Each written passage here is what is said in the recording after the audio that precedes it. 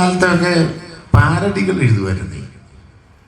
അപ്പൊ അങ്ങനെ വന്ന് പിന്നീട് ഇതിൽ അഭിനയിച്ചുകൊണ്ടിരിക്കുമ്പോൾ എന്തെങ്കിലും കവിത വേണം എന്നൊക്കെ പറഞ്ഞ് വായി വരുന്ന വരികൾ വെച്ചിട്ടാണ് ഇത് എഴുതുന്നത്. അപ്പൊ അത് നമ്മൾ നോക്കിക്കഴിഞ്ഞാൽ ഇച്ചിരി കട്ടിവാക്കുകളൊക്കെ ഉപയോഗിച്ചിട്ട് എഴുതും. അപ്പൊ ഇതൊരു കവിതയാണ്, ഇച്ചിരി എന്തോ സാധനം ഉണ്ടെന്നൊരു തോന്നൽ വരും, അത്രേ വരും. അതുകൊണ്ടാണ് അതിനെ കാർട്ടൂൺ കവിത എന്ന് പറയുന്നത്. അപ്പൊ ഈ വേദിയിൽ അങ്ങനെ ഞാനൊരു കവിത ചൊല്ലിക്കഴിഞ്ഞാൽ നല്ല കവിതകൾ, നിങ്ങൾ എഴുതിയ നല്ല കവിതകളെ കളിയാക്കിയതാണെന്ന് ഒരിക്കലും വിചാരിക്കരുത്. അപ്പൊ ഇത് തമാശയായിട്ട് എടുത്താൽ മതി.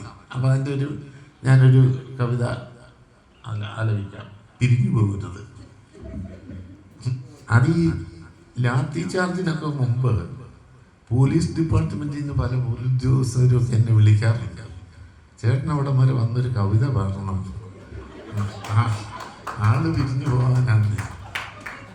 അപ്പൊ അതുകൊണ്ട് മുന്നോടിയായിട്ട് കവിത ചൊല്ലുന്നതിന് മുമ്പ് ഞാൻ പറഞ്ഞതാണ്. അപ്പൊ ഒരു പ്രാസമുള്ള ഒരു കവിത ഞാൻ എഴുതിയായിരുന്നു ഇടയ്ക്ക്, കരിമന്തികൾ എന്ന് പറഞ്ഞിട്ട്. അപ്പൊ എൻ്റെ വരികൾ എന്ന് പറഞ്ഞാൽ, കരിമന്തികൾ കടുകു വറുത്ത നീലരാവിൽ, ഫലകങ്ങൾ ചുരമാന്തിയ മോഹരാവിൽ, അതിരാവിലെ വരുമോ പ്രിയേ നിൻ സുരസുന്ദര പ്രാതലുമായി. എന്തൊരു മനോഹരമായ വരികളാ, പ്രാസം. ഞാൻ തന്നെ അത് പലപ്പോഴും പാടിയിട്ട് ഞാൻ തന്നെ എഴുന്നേറ്റ് ഇന്ന് കൈ പിടിക്കാറുണ്ട്. ഏത്തവാഴക്കുലകൾ പൂത്തു നിന്ന വേളയിൽ കാത്തു നിന്നുവോ സഖി നീ നിൻ മൂത്ത കുഞ്ഞുമായി. അത് ഞാൻ തന്നെ ഇട്ട ട്യൂണില് ഞാനൊന്ന് ആലപിക്കാം, തിരിഞ്ഞു പോകരുത്.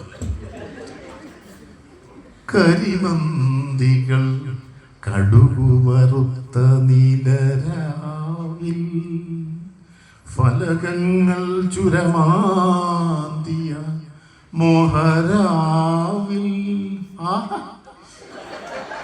അതിരാവിലെ വരുമോ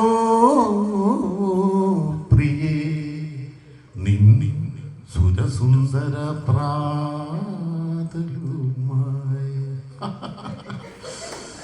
ഏത്തവാഴക്കുലകൾ പൂത്തു നിന്ന വേളയിൽ കാത്തു നിന്നുവോ സഖി നീ നിൻ മൂത്ത കുഞ്ഞുമായി. അപ്പൊ ഇതൊരു മലയാളത്തിൽ എഴുതിയ കവിത. അപ്പൊ അതിനുവേണ്ടി ഞാൻ വ്യത്യസ്തമായ ഭാഷയിലെ തെലുങ്കില്